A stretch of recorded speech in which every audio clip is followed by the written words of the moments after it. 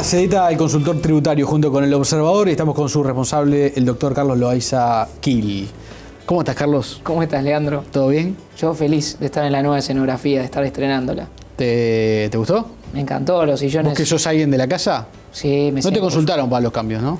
No creas. A mí tampoco. Tuve una ¿Ah, sí? intervención, A mí no. decidí, A mí no. absolutamente. Incluso elaboré algunos de los objetos que ves aquí, ¿no? Con mis propias manos. Es muy minimalista, como se dice, ¿no? Muy plain, es agradable y además los sillones son muy cómodos.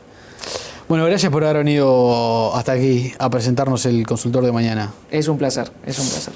¿Con qué vienen?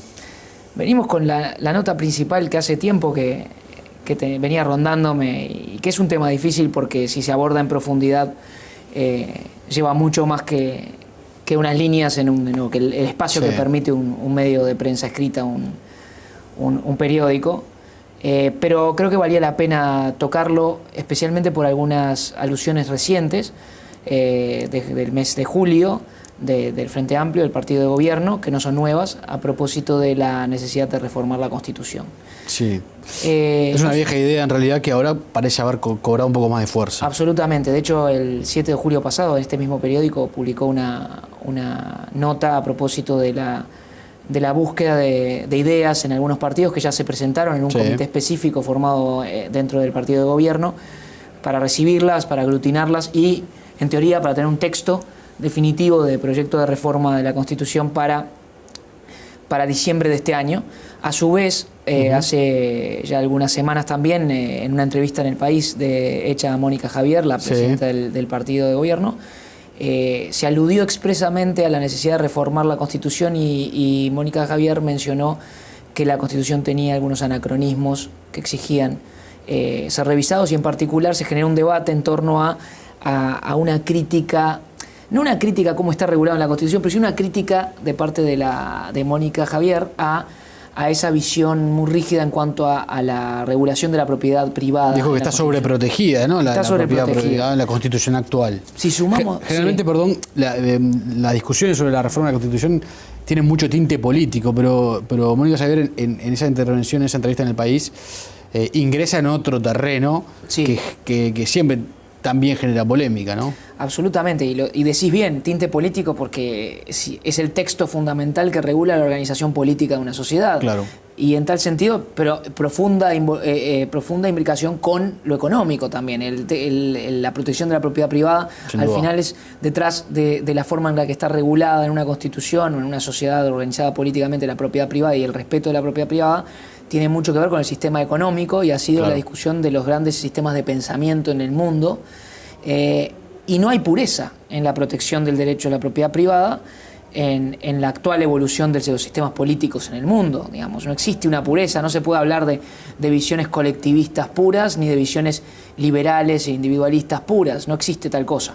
Dicho lo cual, si a esto le sumamos en la coctelera como ingrediente los sucesivos traspiés que tuvo el gobierno con legislación que considerada inconstitucional. Considerada inconstitucional por nuestra Suprema Corte de Justicia y de hecho que se ha comenzado a discutir, uno de los aspectos que se entiende que deben reformarse, eso lo han dicho algunos sectores del MPP, algunos integrantes del MPP, que se entiende que debe reformarse la forma en la que se declara la inconstitucionalidad, o que se controla la constitucionalidad de las leyes, creando un órgano especial, quitando a la Suprema Corte de Justicia esa función, como existe en otros países cortes constitucionales o tribunales constitucionales. Bueno, es la situación perfecta para abordar el asunto.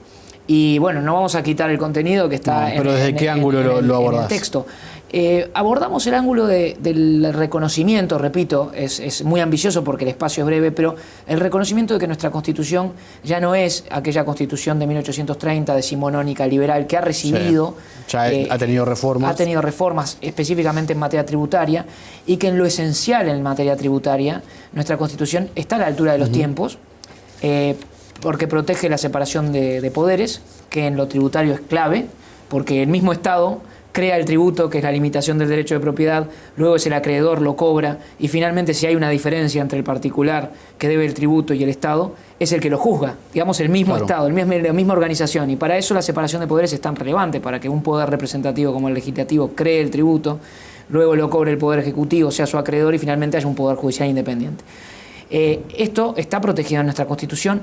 Los principios generales del derecho tributario, los más importantes de reserva de ley, igualdad, que es la capacidad contributiva, o sea, respetar que se contribuya de acuerdo con la capacidad económica, y acceso a la justicia, están también reconocidos. Es cierto que no siempre con la terminología más moderna, pero nosotros somos de la idea de que sumado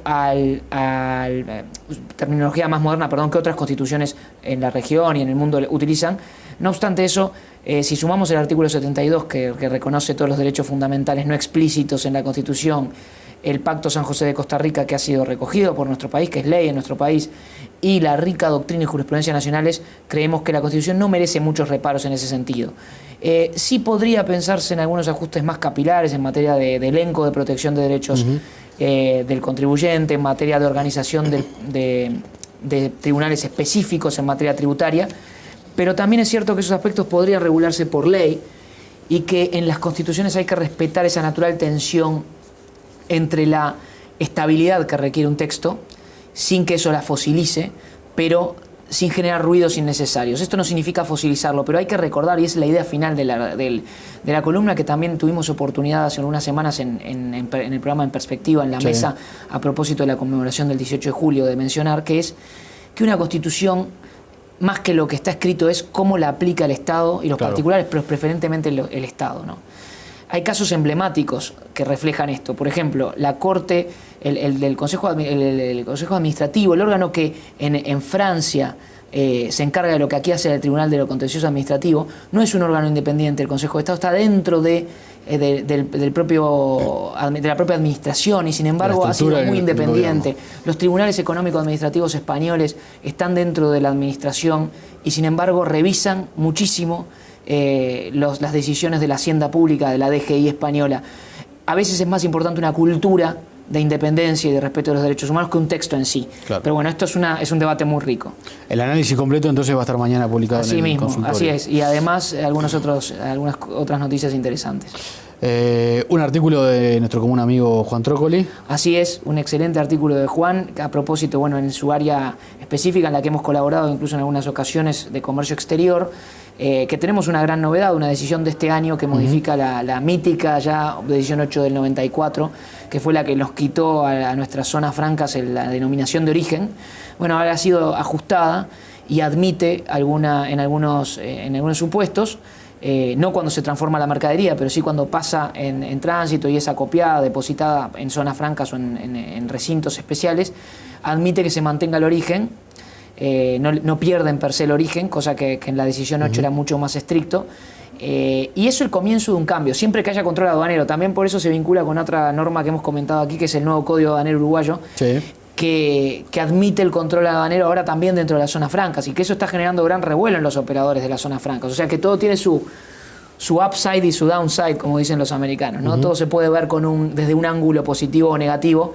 El gobierno, estoy persuadido de que buscaba, al permitir el control aduanero, destrabar este tipo de situaciones y tratar de ir hacia un reconocimiento de nuestras zonas francas dentro del ámbito del Mercosur, pero al mismo tiempo eso generó cierto rechazo de los particulares y con cierta razón porque se aumenta la burocracia. Ya veremos porque eso después se ve en los hechos, ¿no? No se sabe. Y también tenemos una buena entrevista a un profesional argentino acerca de los aspectos tributarios en el nuevo Código Civil argentino y Comercial argentino, que la verdad que vale la pena porque tampoco hay que, a veces uno se encierra mucho en su país y pierde de vista la visión regional y mundial que enriquece el análisis, ¿no? Carlos, bueno, esto va a ser publicado completo mañana con el diario y además va a estar en el blog. Así es. Estamos encantados con el nuevo blog y con las sinergias e interacciones que se producen entre todos los medios, lo cual es maravilloso y nos hace estar a la altura de los tiempos, en la medida de lo posible, ¿no? Por lo menos estamos poniendo todo el empeño en ello. Gracias por haber venido y nos reencontramos. Gracias a ti siempre por las preguntas tan precisas e inteligentes y por la presencia. Muchas gracias.